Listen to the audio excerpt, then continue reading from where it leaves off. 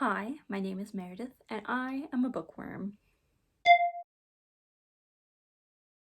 Since I'm just starting out this channel, I thought I would take you through some of my favorite books just to give you a better idea about me and about what kind of books I'll probably end up talking about. I would like to say though that I read pretty much anything. So the kinds of books I'm going to go through today are definitely not exclusively what I will be talking about. I'm just saying they're my favorites and get to know me a little bit, I guess. I was just going to do generally my favorite books ever. And that's still basically what this is, but that was too broad and too hard for me. So I've broken it down into my favorite kinds of books, and then I'll share with you some of my favorite books from the different kinds. First off, and yes, I am a basic former English major, I love classic literature. It does sometimes take a certain mood, but it's so good. It's so good when it hits. And I will be the first to say not all classic literature is good. Like, there are some things in the canon that 100% should not be. They suck. On to what we're actually talking about.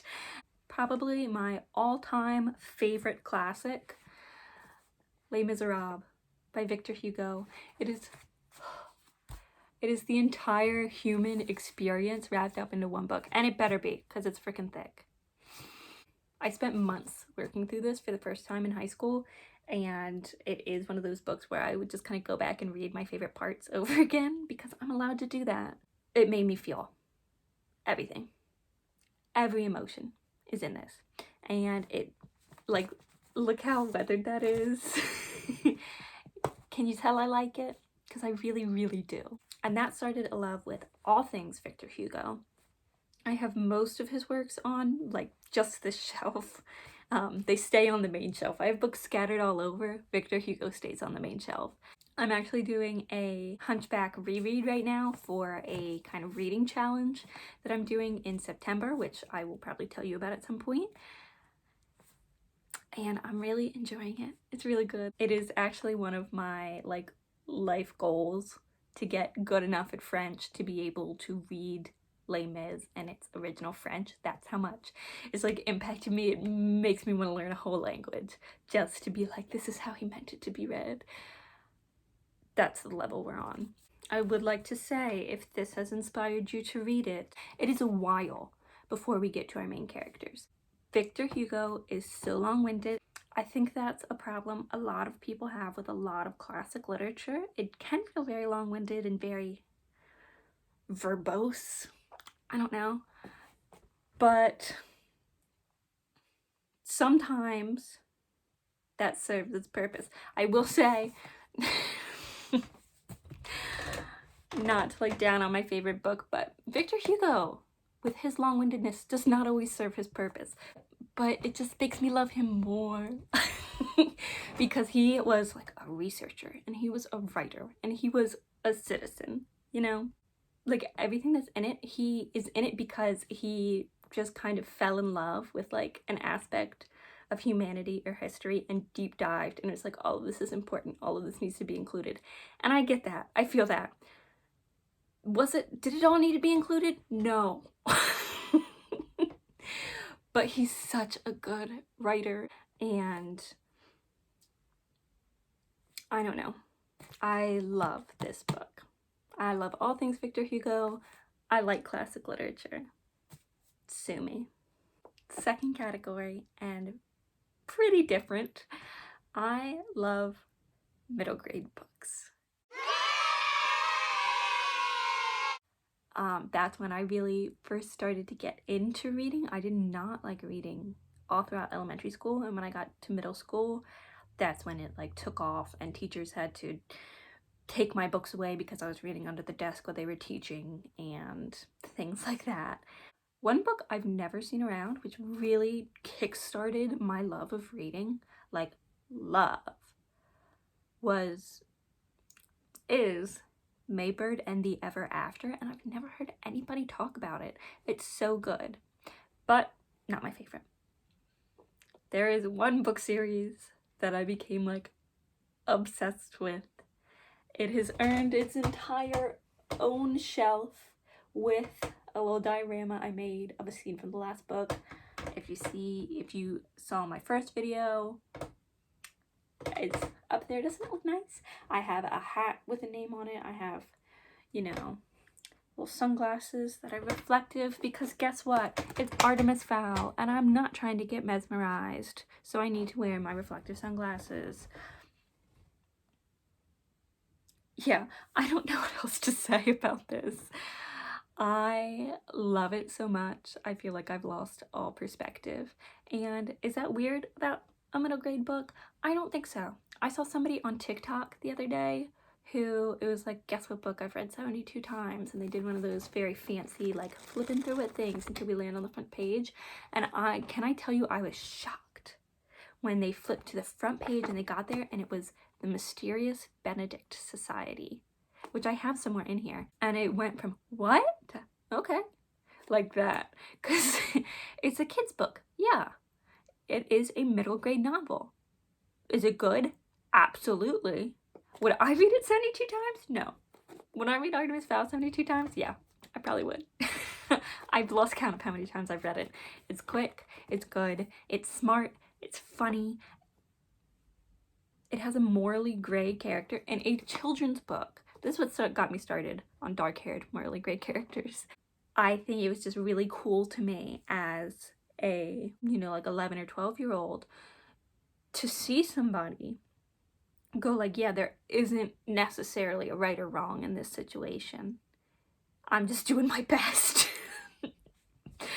We really get to see him throughout the 7 books learn how to be a person, learn how to be an adult, learn how to be a good person, and then there's all these other kind of things that like don't even have anything to do with him that are going on. There's sexism in the workplace. There's trying to save the planet like ecologically. There's just so many good things going on. Owen Colfer is the one who writes this. He writes a lot of middle grade books. He has an incredible tone to all of his books, not just Artemis Fowl.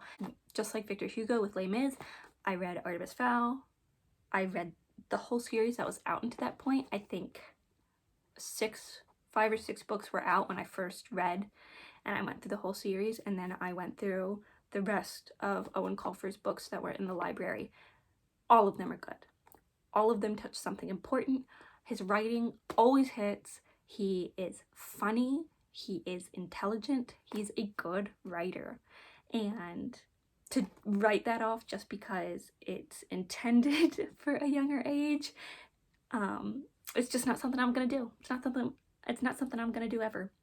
So yeah, I like middle grade. Maybird and the Ever After kicked it off.